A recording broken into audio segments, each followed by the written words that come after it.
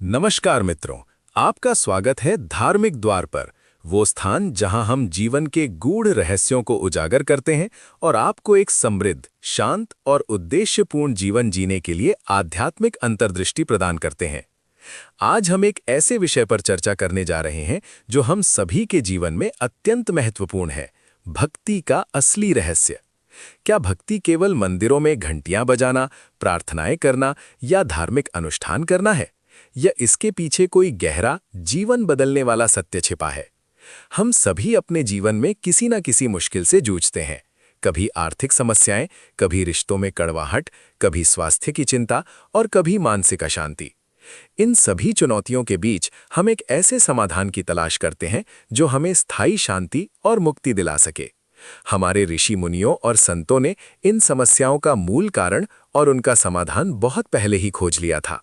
और आज हम ऐसे ही एक महान संत, युग द्रष्टा और आध्यात्मिक प्रकाश स्तंभ श्री रामकृष्ण परमहंस के दिव्य वचनों और अनुभवों के माध्यम से समझेंगे कि सच्ची भक्ति क्या है और कैसे ये हमें हर मुश्किल से छुटकारा दिला सकती है।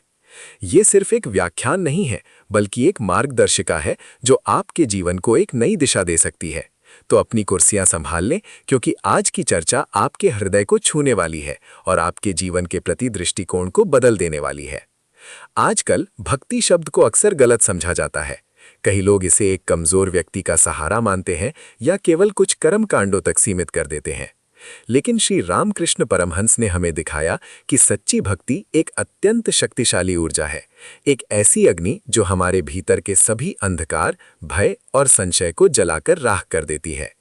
ये हमें जीवन की हर चुनौती का सामना करने की शक्ति देती है और अंततः हमें मुक्ति के मार्ग पर ले जाती है। परमहंस देव अक्सर कहते थे, ईश्वर को पाने के लिए व्याकुलता ही सबसे महत्वपूर्ण है। ये व्याकुलता वैसी ही होनी चाहिए जैसी एक बच्चा अपनी माँ के लिए रोता है या एक प्रेमी अपनी प्रेमिका के लिए तड़पता है। जब तक हमारे भीतर ये तीव्र लालसा, ये उत्कट इच्छा जागृत नहीं होती, तब तक हमारी भक्ति केवल ऊपरी दिखावा मात्र रह जाती है। श्री रामकृष्ण परमहंस ने हमें सिखाया कि भक्ति केवल किसी बाहरी शक्ति के प्रति समर्पण नहीं है, बल्कि अपने भीतर की चेतना को जागृत करने का एक माध्यम है। उन्होंने भक्ति को एक वृक्ष की जड़ के समान बताया। यदि जड़ मजबूत और गहरी है तो वृक्ष चाहे जितनी भी आंधियों का सामना करे, वो अटल खड़ा रहता है और फल देता है। इसी प्रकार यदि हमारी भक्ति की जड़ें गहरी होंगी तो जीवन की कोई भी आंधी हमें डिगा नहीं पाएगी। लेकिन ये जड़ कैसे मजबूत होगी? ये मजबूत होती है निरंतर अभ्यास से, निरंतर स्मरण से और अपने ईश्वर के प्रति पूर्ण विश्वास से। उन्होंने अक्सर एक छोटी सी कहानी सुनाई थी। एक व्यक्ति जंगल से गुजर रहा था। उसने देखा कि एक बूढ़ी महिला एक खाली घड़ा लिए एक कुएं के पास बैठी है और लगातार हे गंगा माँ, हे गंगा माँ पुकार रही है। उस व्यक्ति ने पूछा, माँ आप क्या कर रही हैं? महिला ने कहा, मैं गंगा माँ का आह्वान कर रही हूँ ताकि मेरा घड़ा भर जाए। व्यक्ति हंसने लगा और बोला, माँ गंगा यहाँ से कई मीलों दूर है, उनकी पुकारने से ये घड़ा कैसे भरेगा? महिला ने उसकी बात अनसुनी कर दी और अपनी पुकार जारी रखी। थोड़ी देर बाद व्यक्ति ने देखा कि कुएं का पानी ऊपर उठने लगा और घड़ा अपने आप भर गया। ये देखकर वह आश्चर्यचकित रह गया। परमहंस देव इस कहानी के माध्यम से बताते थे कि यदि विश्वास सच्चा हो और व्याकुलता तीव्र हो तो ईश्वर स्वयं प्रकट होते हैं और हमारी सहायता करते हैं। हमें केवल उस पूर्ण विश्वास की आवश्यकता है, उस बालवत सरलता की आवश्यकता है। परमहंस देव ने हमें यह भी सिखाया कि सच्ची भक्ति में कोई शर्त नहीं होती। हम अक्सर ईश्वर से कुछ मांगने के लिए भक्ति करते हैं, मुझे ये मिल जाए, मुझे वो मिल जाए, लेकिन ये तो एक प्रकार का व्यापार हुआ। सच्ची भक्ति वो है जहां हम बिना किसी अपेक्षा के केवल प्रेमवश ईश्वर का स्मरण करते हैं। जैसे एक माँ अपने बच्चे से बिना किसी शर्त के प्रेम करती है, वैसे ही हमें ईश्वर से प्रेम करना चाहिए। जब हम इस प्रकार निस्वार्थ भक्ति में लीन होते हैं, तब ईश्वर स्वयं हमारे सभी भार उठा लेते हैं। ये एक बहुत गहरा आध्यात्मिक सिद्धांत है। जब हम अपनी इच्छाओं और अपेक्षाओं से मुक्त हो जाते हैं, तभी हम ईश्वर की इच्छा के प्रति पूरी तरह से समर्पित हो पाते हैं। और जब हम स्वयं को पूरी तरह से समर्पित कर देते हैं, तब हमारे सारे भय, सारी चिंताएं स्वतः ही समाप्त हो जाती हैं। क्या आपने कभी अनुभव किया है कि जब आप किसी मुश्किल में होते हैं और किसी ऐसे व्यक्ति पर पूरा भरोसा करते हैं जो आपसे अधिक शक्तिशाली और ज्ञानी है, तो आपके मन को कितनी शांति मिलती है? ईश्वर तो उन सभी से अनंत गुना अधिक शक्तिशाली और ज्ञानी है। तो सोचिए, जब हम उन पर पूर्ण भरोसा करते हैं तो हमारे मन को कितनी अपार शांति मिलेगी। श्री रामकृष्ण कहते थे, मनुष्य का मन ही उसका सबसे बड़ा शत्रु है और सबसे बड़ा मित्र भी।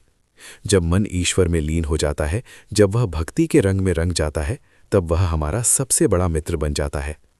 तब हमें बाहरी परिस्थितियों से कोई भय नहीं रहता, क्योंकि हम जानते हैं कि हमारे भीतर एक ऐसी शक्ति है जो हमें हर हाल में सहारा देगी। क्या आपका मन भी अक्सर आपको भटकाता है? क्या आप भी अपनी इच्छाओं और अपेक्षाओं के जाल में फंसे हुए महसूस करते हैं? परमहंस देव ने हमें बताया कि मन को नियंत्रित करने का सबसे सरल और शक्तिशाली तरीका है उसे ईश्वर में लगा देना। जैसे एक बच्चे को खिलौना देकर शांत किया जाता है, वैसे ही मन को ईश्वर रूपी खिलौने में लगाकर शांत किया जा सकता है। ये खिलौना कोई जड़ वस्तु नहीं, बल्कि चेतना का सर्वोच्च रूप है। अगर आप ये जानकारी पसंद कर रहे हैं तो कृपया हमारे चैनल को सब्सक्राइब करें और इस वीडियो को लाइक करें, ताकि ये ज्ञान अधिक से अधिक लोगों तक पहुंच सके। आपका समर्थन हमें ऐसे ही गहरे आध्यात्मिक विषयों पर चर्चा करने के लिए प्रेरित करता है। अब हम भक्ति के एक और महत्वपूर्ण पहलू पर आते हैं, समर्पण और वैराग्य। परमहंस देव ने ये अद्भुत दृष्टांत दिया था। एक हाथ में मिट्टी का लड्डू और दूसरे हाथ में सोने का लड्डू। यदि तुम्हें एक को छोड़ना पड़े तो किसे छोड़ोगे? स्पष्ट है, मिट्टी का लड्डू। ठीक इसी प्रकार संसार की चीजें मिट्टी के लड्डू के समान है और ईश्वर सोने के लड्डू के समान है। जब हमें सोने के लड्डू की कीमत समझ आ जाती है तो मिट्टी के लड्डू को छोड़ना कठिन नहीं लगता। वैराग्य का अर्थ ये नहीं है कि हम संसार छोड़कर जंगल में चले जाएं। वैराग्य का अर्थ है संसार की चीजों में आसक्ति न रखना, उन्हें ईश्वर का प्रसाद समझकर उपयोग करना, लेकिन उनमें बंध न जाना। श्री रामकृष्ण ने 2 प्रकार की शरणागति यानी समर्पण का वर्णन किया था। मार्जार शिशु न्याय यानी बिल्ली के बच्चे का न्याय, और मरकट शिशु न्याय यानी बंदर के बच्चे का न्याय। मार्जार शिशु न्याय में बिल्ली का बच्चा पूरी तरह अपनी मां पर निर्भर करता है। मां उसे एक जगह से दूसरी जगह अपने मुंह में पकड़कर ले जाती है और बच्चा बस मां पर भरोसा करता है, कोई प्रयास नहीं करता। ये पूर्ण शरणागति का प्रतीक है, जहां भक्त अपनी सारी जिम्मेदारियां, सारे कष्ट ईश्वर पर छोड़ देता है और केवल उनका नाम जपता है। वहीं मरकट शिशु न्याय में बंदर का बच्चा अपनी मां को कसकर पकड़ता है, उसे स्वयं प्रयास करना पड़ता है। ये उन भक्तों के लिए है जो अपनी साधना में पुरुषार्थ भी करते हैं, लेकिन साथ ही ईश्वर की कृपा पर भी निर्भर रहते हैं। परमहंस देव ने कहा कि मार्जार शिशु न्याय सर्वश्रेष्ठ है, क्योंकि इसमें कोई अहंकार नहीं रहता, कोई मैंने किया का भाव नहीं रहता। ये हमें सिखाता है कि हम स्वयं कुछ नहीं हैं, सब कुछ ईश्वर की इच्छा से ही होता है। जब हम इस भाव में जीते हैं तो मुश्किलें हमें विचलित नहीं कर पाती, क्योंकि हम जानते हैं कि ये भी उनकी ही लीला है और वही इसका समाधान भी करेंगे। ये विचार हमें भगवद गीता के सार तक ले जाता है। कर्म प्रधान विश्व रची जाखा। हमें अपने कर्म तो करने हैं, अपनी जिम्मेदारियां तो निभानी है, लेकिन उनके फल की चिंता नहीं करनी। फल ईश्वर पर छोड़ देना है। ये वैराग्य का मूल सिद्धांत है। जब हम कर्म फल की आसक्ति छोड़ देते हैं तो हम मुश्किलों से डरते नहीं, क्योंकि हमें पता है कि हमारा प्रयास ही हमारे हाथ में है, परिणाम नहीं। ये एक बहुत शक्तिशाली मानसिक मुक्ति है। आप इसे अपने जीवन में कैसे देखते हैं? क्या आप भी अपने कर्मों के परिणामों से बहुत अधिक जुड़े रहते हैं?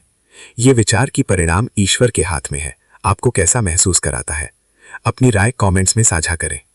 श्री रामकृष्ण परमहंस ने हमें यह भी सिखाया कि भक्ति केवल पूजा पाठ या मंदिर तक सीमित नहीं है, बल्कि ये हमारे दैनिक जीवन की हर गतिविधि में व्याप्त होनी चाहिए। उन्होंने कहा, ईश्वर सब जगह है, हर जीव में है। यदि हम इस सत्य को समझ लें और इसे अपने जीवन में उतार लें तो हमारी दृष्टि ही बदल जाएगी। हम हर व्यक्ति में, हर घटना में, हर परिस्थिति में ईश्वर का हाथ देखेंगे। ये जैसी दृष्टि वैसी सृष्टि का सिद्धांत है। जब हमारी दृष्टि सकारात्मक और आध्यात्मिक हो जाती है तो हमें हर मुश्किल में भी एक अवसर, एक पाठ दिखाई देने लगता है।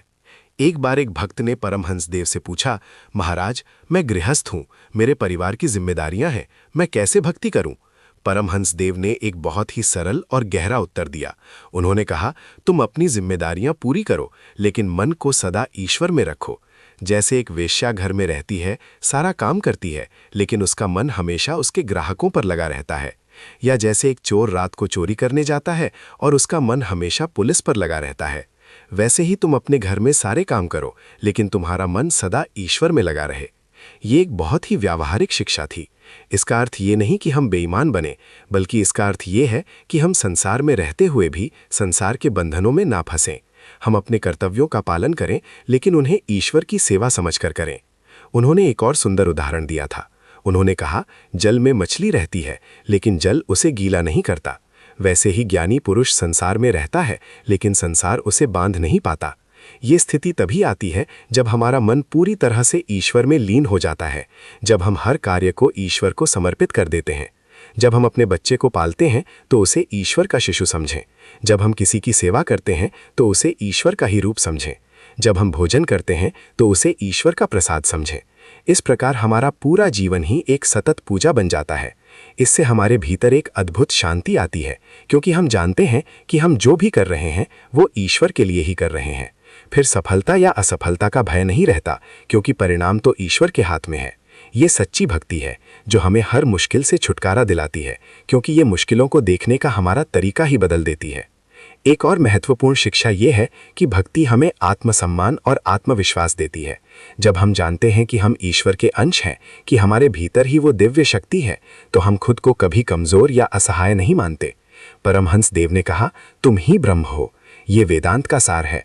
भक्ति हमें इस सत्य की ओर ले जाती है कि हम केवल ये शरीर या मन नहीं है, बल्कि हम शाश्वत अनंत आत्मा है।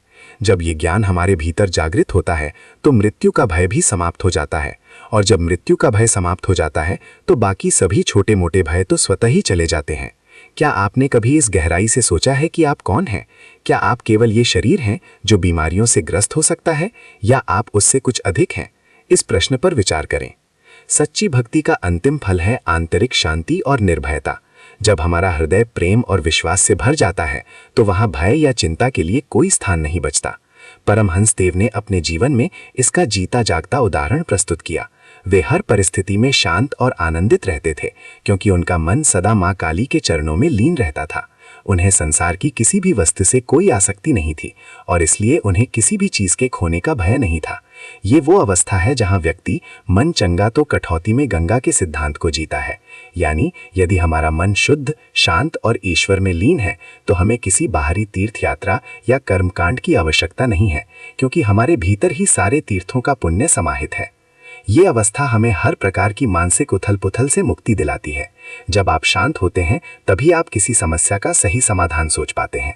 जब आप भयभीत होते हैं तो आपके निर्णय अक्सर गलत होते हैं।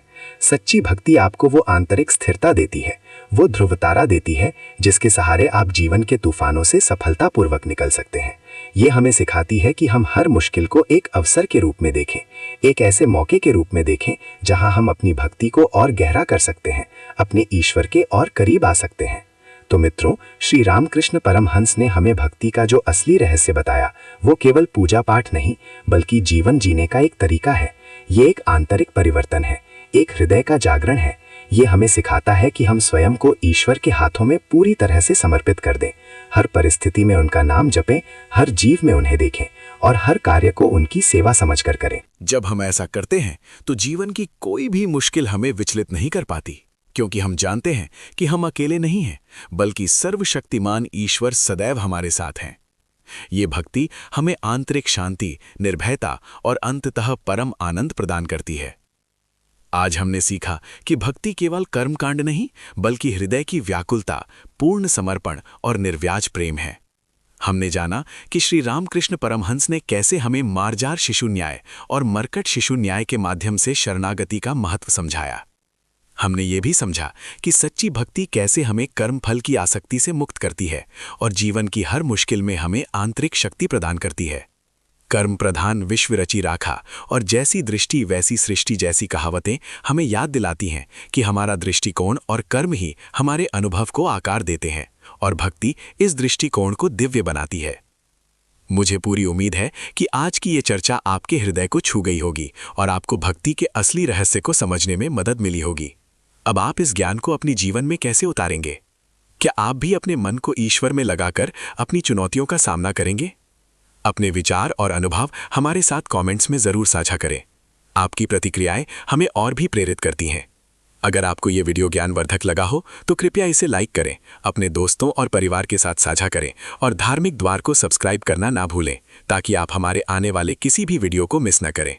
धार्मिक द्वार परिवार का हिस्सा बनने के लिए आपका हृदय से धन्यवाद। मिलते हैं अगले वीडियो में एक और नए आध्यात्मिक विषय के साथ। तब तक के लिए हरि ओम तत्सत।